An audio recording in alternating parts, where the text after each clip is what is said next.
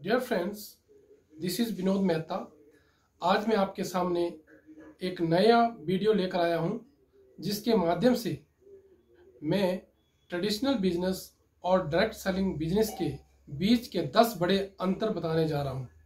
ये वीडियो आपके नॉलेज को अपग्रेड करेगा और उसके साथ साथ आपके साथ टीम में आए नए सदस्यों को भी नेटवर्क मार्केटिंग के कंसेप्ट को क्लियर करेगा।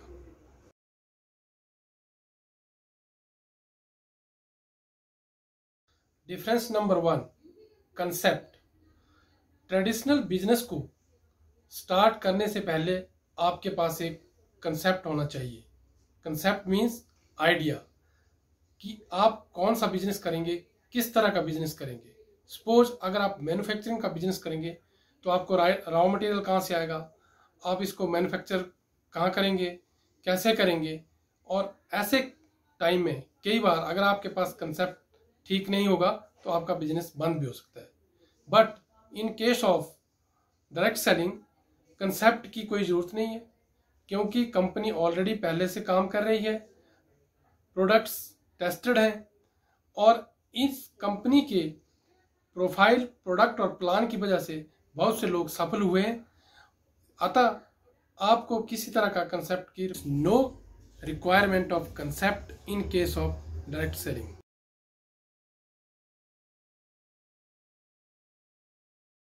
Difference number 2, capital.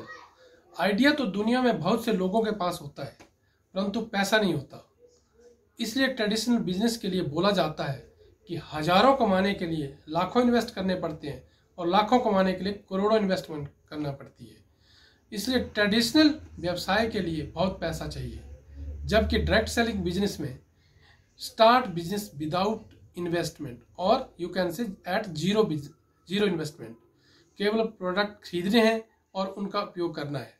जैसे ही आप प्रोडक्ट खरीदते हैं आप डिस्ट्रीब्यूटर बन जाते हैं और आपको बिजनेस के सारे राइट्स मिल जाते हैं। Hence zero investment in direct selling.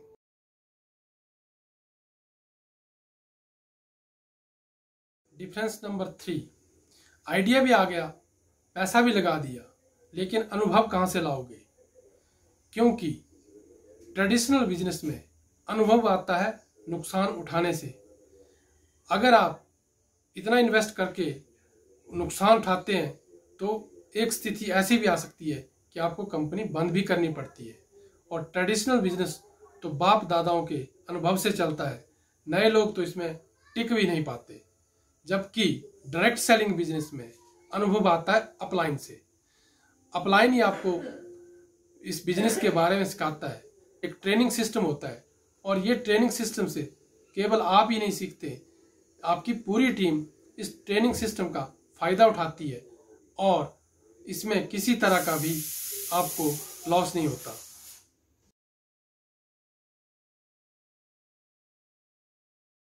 Difference number 4, fix expenses. Traditional business में कुछ फिक्स खर्चे होते हैं, जैसे कि स्टाफ की सैलरी, रेंट, बिजली पानी के बिल, लोन की किस्त इत्यादि। ये ऐसे खर्चे होते हैं जो कि आपको हर महीने देने ही पड़ते हैं, चाहे आपका बिजनेस चले या ना चले।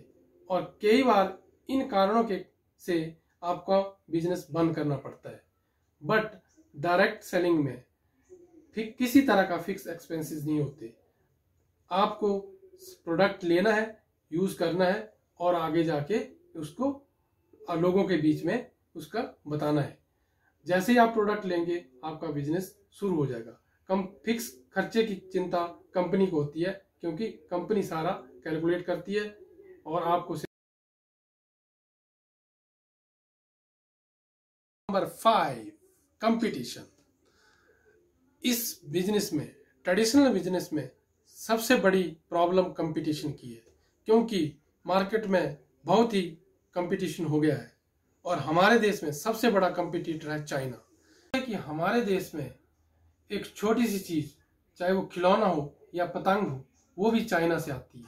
बड़े बड़े व्यापारी चाइना से बहुत परेशान हैं, क्योंकि मार्केट में बहुत कंपटीशन हो गया। अब चाइना ही कम था क्या, एक और बड़ा प्लेयर मार्केट में आ गया, Reliance.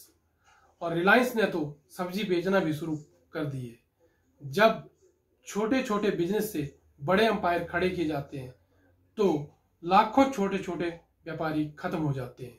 Similarly in case of network marketing किसी तरह का कोई कंपटीशन नहीं है। दुनिया में एक ऐसा बिजनेस है जहां अपलाइन अपनी सफलता के राज डाउनलाइन को बताता है। अपलाइन और डाउनलाइन में एक डायरेक्ट सेलिंग दुनिया का एक ऐसा बिजनेस है जहां पर अपलाइन और डाउनलाइन का बहुत गहरा रिश्ता होता है, जबकि ट्रेडिशनल बिजनेस में कोई भी व्यापारी, कोई भी बड़ा प्लेयर अपने सीक्रेट नहीं बताता।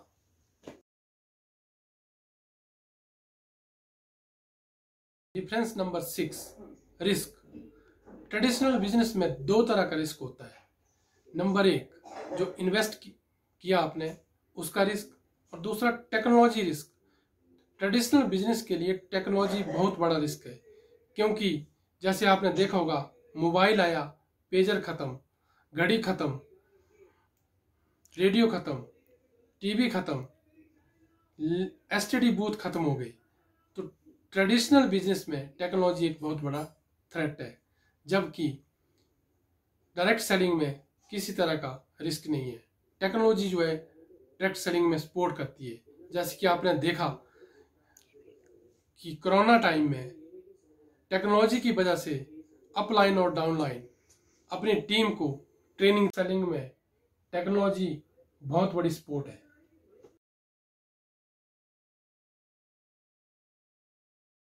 Difference number 7, limited market.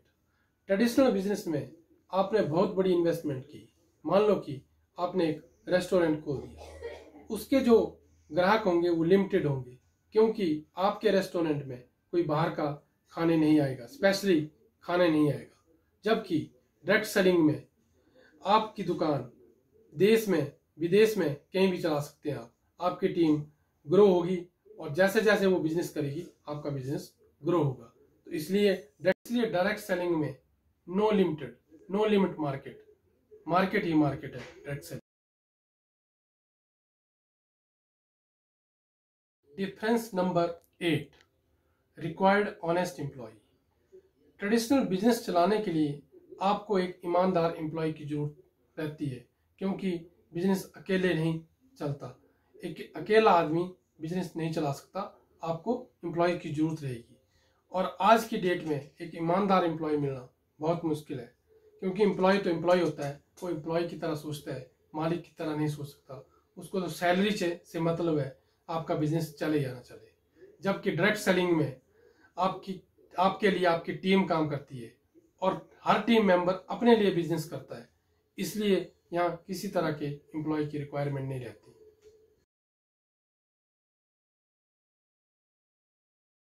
Difference number 9, motivation. Traditional business में किसी तरह की मोटिवेशन नहीं रहती, लेकिन जब आप नुकसान उठाते हैं तो आप डिमोटिवेट होते हैं। आप डिमोटिवेट होते हैं और मोटिवेशनल तो जीरो रहती है। और अगर आपको ट्रेडिशनल बिजनेस में किसी तरह की ट्रेनिंग लेनी है तो बहुत कॉस्टली पड़ती है। जबकि डायरेक्ट सेलिंग में लीडर्स ऑलवेज मोटिवेटेड रहता है और वो अपनी टीम, इस बिजनेस में लीडर हमेशा मोटिवेटेड रहता है और अपनी टीम को भी मोटिवेट करता रहता है, और जो भी ट्रेनिंग होती है बिल्कुल फ्री ऑफ कॉस्ट होती है।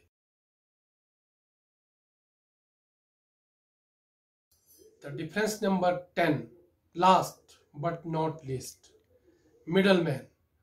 ट्रेडिशनल बिजनेस में कंपनी और कस्टमर के बीच बहुत से मिडलमैन होते हैं, जो कि कस्टमर की एक बड़ी मोटी कमाई जो है उनके जेब में जाती है।